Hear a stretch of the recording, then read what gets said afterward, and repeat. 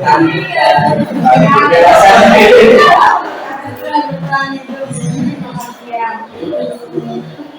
ya. Baik, Bapak Ibu, aku luar biasa sekali apa yang disampaikan tadi Bu Hena ya.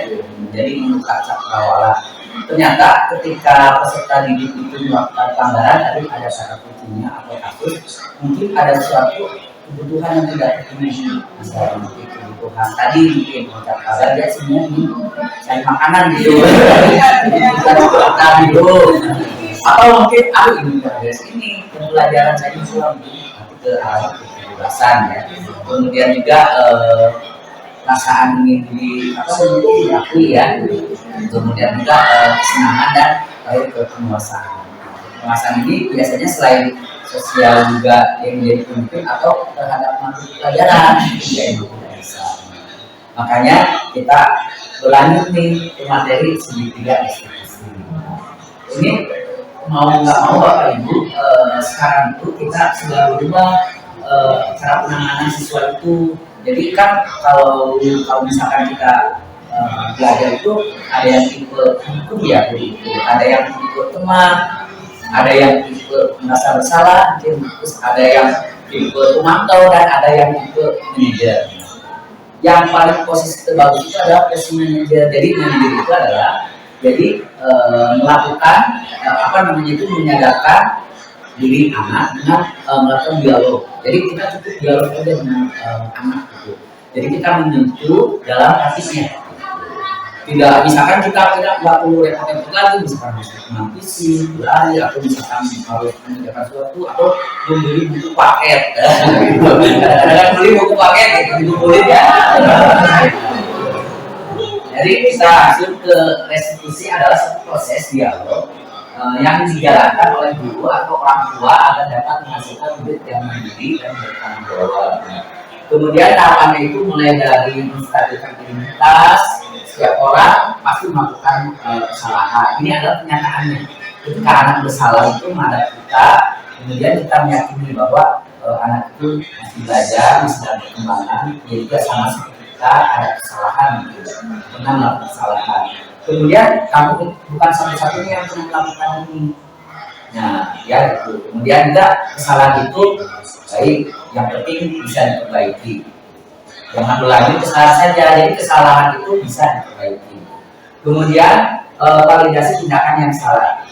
Tentunya anak itu melakukan sesuatu itu punya alasan seperti tadi ada tadi kebutuhan dasarnya atau tadinya atau misalkan kesenangan atau yang lainnya itu tidak ya. Nah, adakah cara yang efektif untuk mendapatkan apa yang kamu butuhkan? Jadi kan kita ingin tahu alasannya maka dilakukan itu. Kemudian bagaimana cara mengatasi itu divalidasi kesalahan. Yang intinya anak itu harus sadar bahwa itu salah dan ingin diperbaiki. Kemudian yang ketiga, keyakinan kelas apa yang kita sepakati. Nah, bingung kan Bapak Ibu, di kelas itu kan ada yang sudah menyusun keyakinan kelas, tapi kalau tidak ada kita kembali ke nilai-nilai yang dilakukan peserta seperti menghormati, toleransi, disiplin tepat waktu, bisa ke arah seperti itu. Nah, nanti kalau misalkan karena kan belum ada disiplin kelas, mungkin hanya ada satu kelas Pak Dedi ya sudah membuat disiplin kelas, tapi yang lain belum ada, maka kita keyakinan kelas itu ditunjukkan kepada nilai-nilai yang positif bersifat universal, berlaku di mana saja. Kamu ingin menjadi seperti apa? Jadi di slide selanjutnya. Nah, jadi tadi seperti saya sebutkan, langkah pertama itu menstabilkan identitas. Jadi kita itu melakukan dialog dengan anak.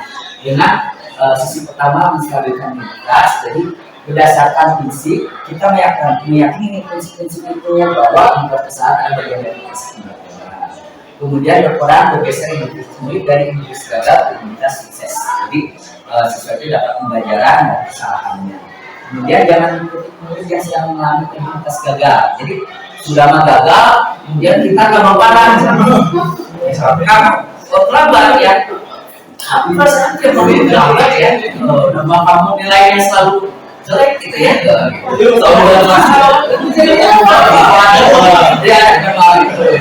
Jadi Nah, jadi kita melakukan dialog, tapi ada kenyataan. Kenyataannya itu bisa kita usahakan dalam ketika kita dialog dengan anak, ketika kita bisa membuat kesalahan itu adalah sesuatu yang wajar. Kemudian manusia tidak ada yang sempurna. Kemudian kita bisa memperbaiki masalah ini. Saya tidak menanyakan kesalahannya, tapi terus memperbaiki. Kemudian apakah saat ini kamu tengah menjadi orang yang baik untuk diri sendiri? Nah, mungkin ini nggak semua harus muncul, bisa salah satu gitu. Ketika kita mengidentitas, menstabilkan identitas. Misalkan ada anak yang misalkan terlambat 30 menit baru masuk kelas, kemudian dia menghadap. Kita mulai stabilkan identitas. Kenapa? Ada apa kamu menghadap bapak? Ya, kemudian Pak ini buat baik. Ternyata teridentifikasi bahwa dia maaf angkotnya lama, misalkan ya. Oh, berarti itu dengan obat bocor gitu. Baik, kalau misalkan bapak dalam proses kamu kayaknya itu dari seluruh. Kira-kira itu bisa diperbaiki dengan cara apa? Oh, mungkin saya nanti karena akan seperti itu. Jadi kita datang di kemudian selanjutnya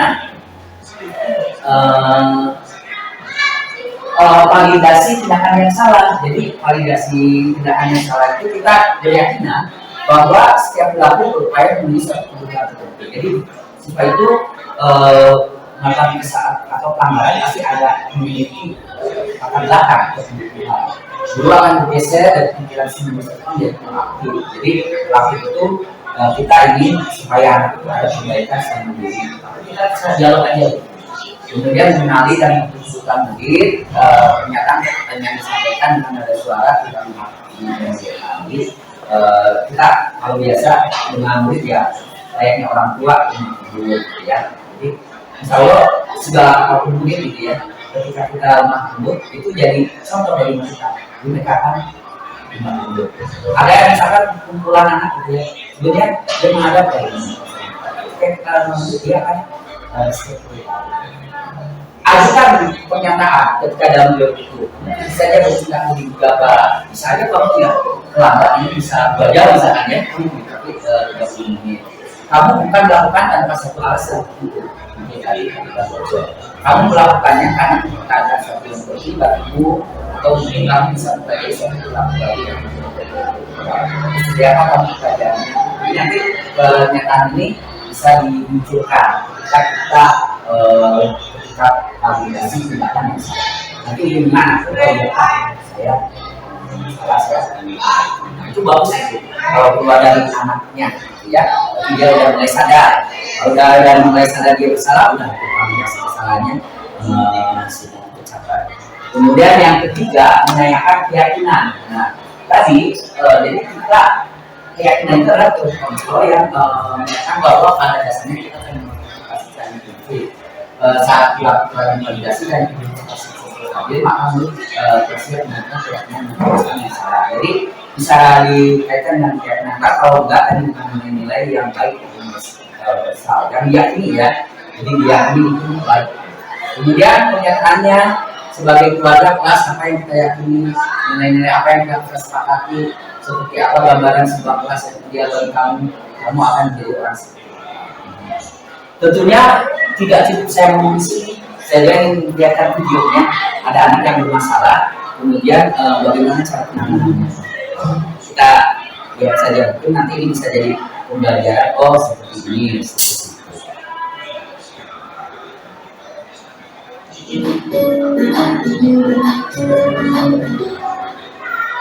Salam berbahagia, ibu dan bapak guru hebat. Pada video kali ini kita akan membahas tentang salah satu program disiplin positif yang diterapkan di lingkungan sekolah yang dikenal dengan nama restitusi.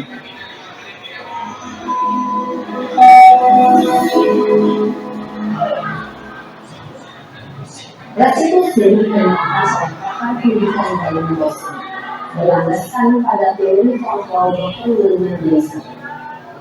Segitiga restitusi adalah suatu proses dialog kita bercakap agar dapat menghasilkan murid yang mandiri dan bertanggung jawab.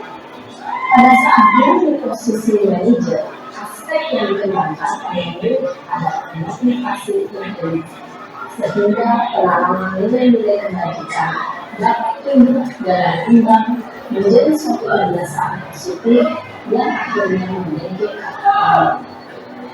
Proses dialog ini terdiri dari 3 paket yang digambarkan pada ketiga sisi pada ketiga sisi. Kemudian kedua adalah ketiga tadi.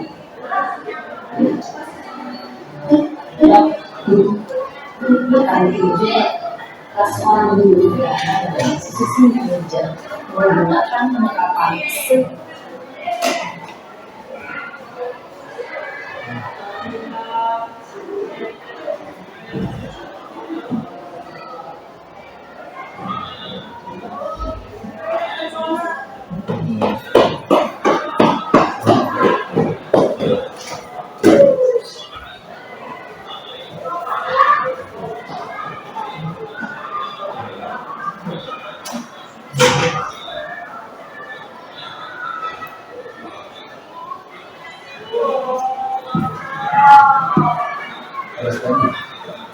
Terus ada yang mau pakai suara.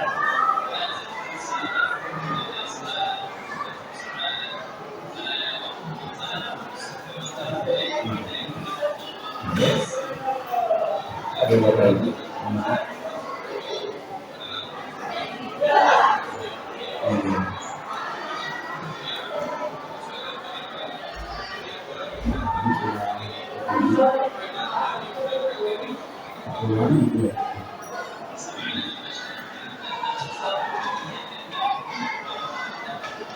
Oh, nggak pakai suara nggak apa-apa.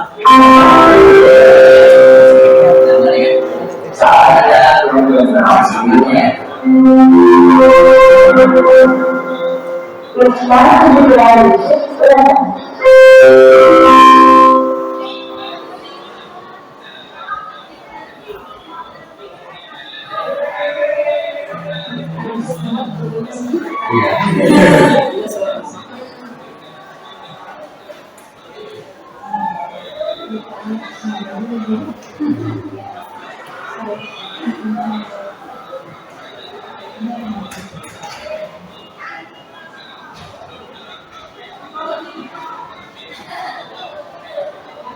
Playing.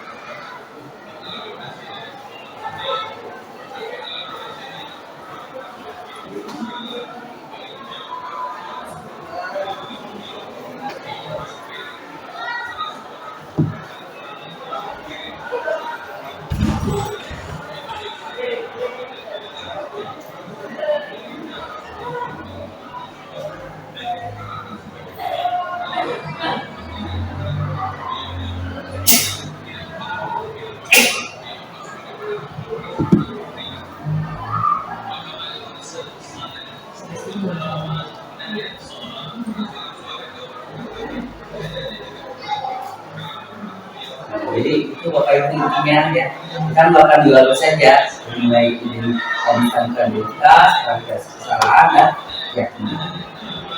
Jadi tidak usah memaaf, tidak usah susah-susah harus menada keras, gitu ya. Bisa-bisa darah tinggi sudah sih. Karena dulu juga saya mengalami itu, jadi dulu harus marah-marah gitu. ternyata kita melakukan yang itu ideal aja. Nanti kalau anaknya berubah atau yang tidak juga, itu kan nanti mungkin kita udah melakukan kesalahan. Nah ini yang akan menghindari tadi kesalahpahaman juga. Kadang kan ada kesalahpahaman anak dengan orang tua gitu. Kita mungkin apa, anak bilang apa orang tua. Ini narasi di sini bisa warna, ya, nggak usah menggunakan kasar. Nah, di sini.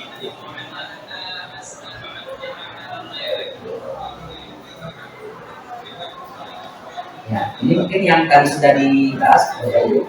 Mungkin itu videonya saya tidak terlalu lama itu. Mudah-mudahan ada gambaran ya, itu ya seperti ini. Gitu. Jadi kita cukup dialog saja dengan dan mungkin yang terakhir saya juga ada kasus Bapak Ibu. Kasus. Nah, tadi setelah pembelajaran tadi, setelah tadi memulai video, kita dapat kasus satu. Kasus satu nih, Pak Joko, Mario, kemudian Adi, Bapak dengar laporan dari kantin sepertinya kalian dalam masalah ya. Apa yang bisa Bapak bantu, apa yang terjadi. Kemudian, iya Pak, tadi pada jam istirahat tadi kami melempar-lemparan makanan di kantin, tapi tidak sengaja malah melempar kena wajah bimbingan.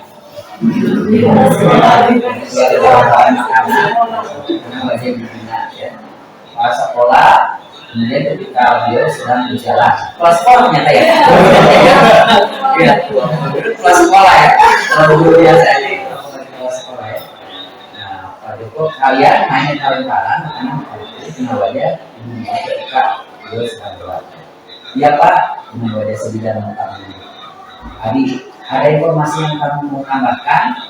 Kami tidak melakukan ya, tapi kami tidak sengaja. Pak Joko, apakah kalian tahu kalau kalian berada dalam masalah sekarang? Mario dan Adi, ya. Pak Joko, baiklah, Bapak di sini bukan mencari siapa yang salah. Bapak di sini mencari penyelesaian sama-sama. Berpikir sama-sama tentang apa yang bisa kita lakukan untuk memperbaiki situasi ini. Kalian pasti melakukan itu ada dasarnya, pasti seru ya dengan perubahan begitu ya. Iya Pak ya. Seru tapi karena juga ya. Ya Bapak bisa lihat kalian masih senang melakukan, tapi yang kalian lakukan sehingga sekarang kalian dalam masalah. Iya Pak. Sekarang mari kita bicara tentang keyakinan kelas dan keyakinan sekolah kita. Apa yang kita percaya, yang mana yang kalian kita harus bersikap baik satu sama lain, menghormati orang lain dan menghormati diri kita sendiri. Kalian kedua ingat dengan baik ya dengan kasih kita kembali pada kita kalian mengumpulkan makanan dan minuman di dunia. Apakah ketika kalian melakukan itu kalian menghormati orang lain dan menghormati tidak? Kalau Joko, tadi kalian mendapatkan masa senang. Bapak ada cara untuk mendapatkan masa senang atau bagaimana kalian? Pak Joko, nah sekarang kita selalu menggunakan teknik jelas. Sekarang besok kita tidak bisa seperti itu. Kalau yang ini kan speed ya, udah disusun mungkin. Tapi di situ sudah ada. Nah, mungkin mau pertanyaan dulu nih. Kira-kira kalau yang di sini untuk menstabilkan produktivitas yang mana?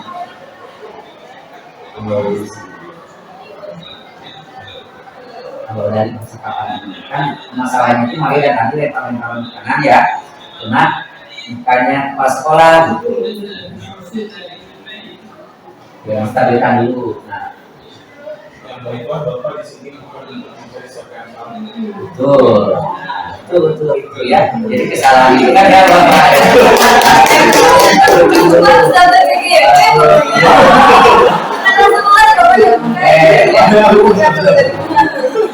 Stabilkan dulu. Ya.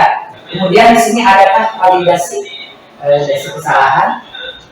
Jadi validasi kesalahan itu anak tuh merasa sadar bahwa itu salah. Ya. Tapi kami tidak sengaja. Terus dia udah menyadari bahwa dia dalam masalah. Itu validasi masalah. Ya.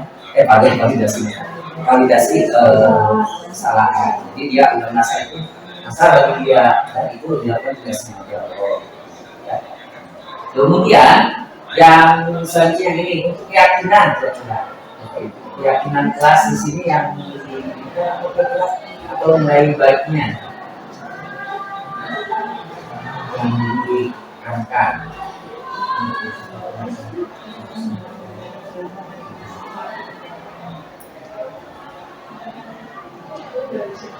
Itu kelasnya Chandra ya bisa ya bersikap baik sama lain, tidak menghormati orang lain dan menghormati diri sendiri. Nah itu keyakinan kelas. Nah udah itu beres, tapi nanti dia tinggal berusaha untuk menjaga keyakinan kelas itu. Ya udah, kita nanti terima kasih sudah berupaya untuk menjaga keyakinan kelas kita. Begitu aja. Jadi Bapak Ibu restitusi itu kita berjalan ya. Jadi menyadarkan dari dalam hatinya. Bayangkan kalau satu orang kayak gitu ya, 12 orang dulu kayaknya wah gitu ya. Tapi kalau misalkan satu orang mau betah, 12 orang dulu betah, ya itu akibatnya jadi apa namanya? Itu depresi. Ingat saya dulu sekolah ya. Ini kalau mau masuk kelas ya, kebayang malamnya mau masuk kelas itu. Oh dulu kan ini galak-galak. Tidur duluan itu. Nah seperti itu Bapak Ibu, mohon maaf ya kalau ada kurang lebihnya, ini bisa share gitu ya. Wabillahi taufiq wal hidayah.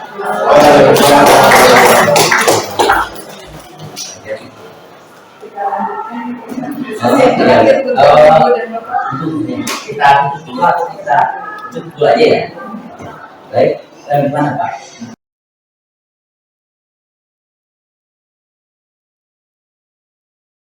Atau sedang kayak ini.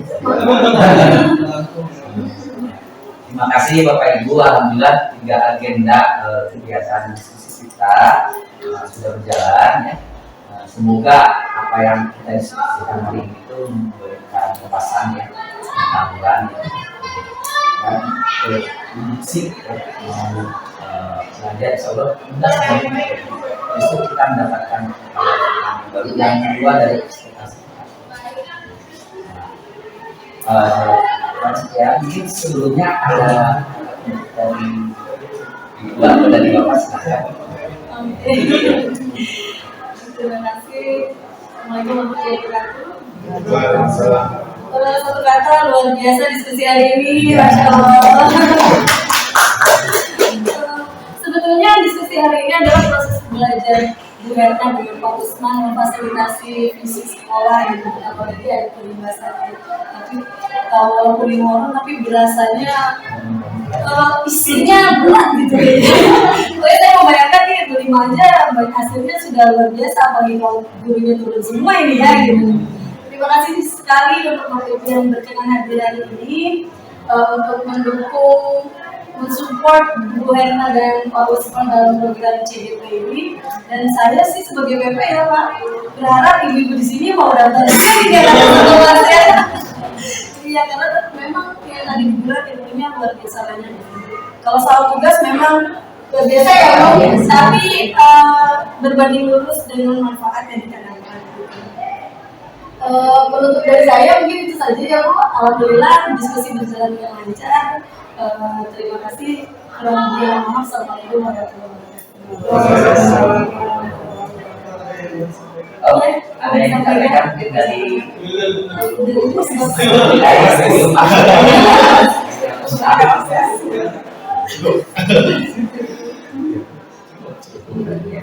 Baik, kalau begitu alhamdulillah akhirnya acara kita diskusi dengan baik diakhiri dengan kita ucapkan doa akhir majlis ini ya. Alhamdulillahirobbilalamin, subhanallah wa bihamdihi.